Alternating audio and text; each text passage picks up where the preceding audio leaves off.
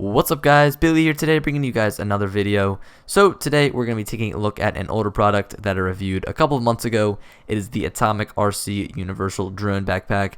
Definitely one of the most lightweight and portable drone backpacks for the DJI Phantom 4. I believe it also fits the Phantom 3 as well as some of the older Phantom models. But I figured I would revisit it, let you guys know what I think of it after using it for a month or two. Also, just show you guys again how I pack it up because the last video that I made really wasn't the best quality.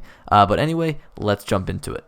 Just to reiterate some of the things that I mentioned in the previous video, it is a cheap, lightweight solution to carry around your Phantom 4 and not have to carry around a big case or bring around that styrofoam case that they included. So pretty much it is, I think, between $60 or $75 at the time that I bought this. I remember buying it for around $62 on Amazon. So again, it's a very cheap solution, and also it's very lightweight. When you put this on your back, it's not going to look like you have a drone. It's not a big boxy backpack. It's a really nice alternative to some of the other drone backpacks on the market.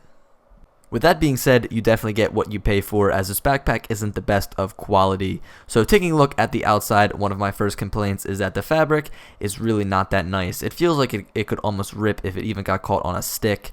The padding on the inside is also very uncomfortable. You'd really have to feel it for yourself to know what I mean, but as you can see here, there's really no give and no cushion when I push in, even on the back part. It really isn't the most comfortable, and it definitely gets really uncomfy after a long day of hiking. Taking a look at the front of the backpack, as you can see, I put some black tuck tape over the logo. I'm not a big fan of the logo itself. This is all just a personal preference. I figured I'd just throw that in there. I really do think that the logo is kind of ugly, and I wish that they went with an all black look, but I get that they have to promote their product and make sure people know what their brand is. So I definitely respect that, but I think it's just a little bit ugly, so I ended up putting some duct tape over it. Now, although the Atomik RC drone backpack is very protective, I recommend keeping it inside of this styrofoam case that the DJI Phantom 4 comes with.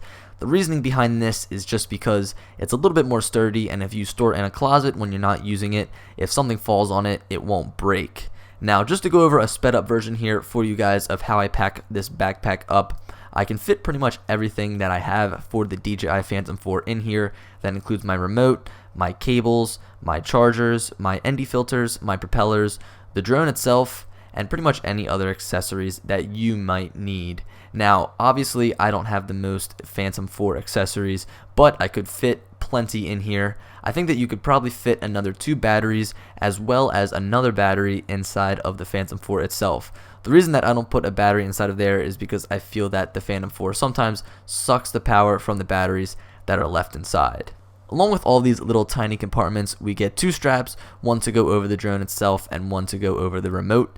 And what this does is keeps it all in there nice and snug, so it's not moving or shifting around. This could lead to broken motors, a shifted gimbal, or maybe even some broken sensors inside, depending on what you put inside of there. So even though you won't really break it necessarily if you don't have these straps over, it definitely eases my conscience knowing that my drone will stay nice and snug. Now moving on to the fatal flaw of this backpack, and that is the lack of security for the motors. Now these are very fragile. As you can see, there's a lot of moving parts, and when you're putting it inside of this backpack, it really just sticks out, and when you go to close it, you can see here it's a little bit awkward, so you have to tuck it underneath and then close it. And every time I do this, I swear my whole body shakes because I feel like I'm going to damage the motor in some way, shape, or form. Now there are motor caps that you can go out and buy that will fit over top, and this will alleviate any stress that you have about damaging the motors.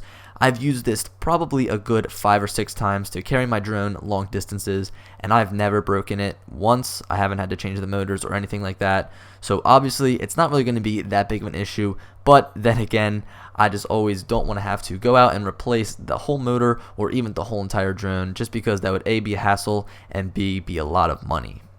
So that's about it for this video. I hope you guys enjoyed. If you're looking to watch the older video I made on this, you guys can go ahead, click the link in the description. I'll also put an annotation at the end. You guys can click on that and it'll take you over there. Just a fair warning, it's not the best quality, but I do go into more depth.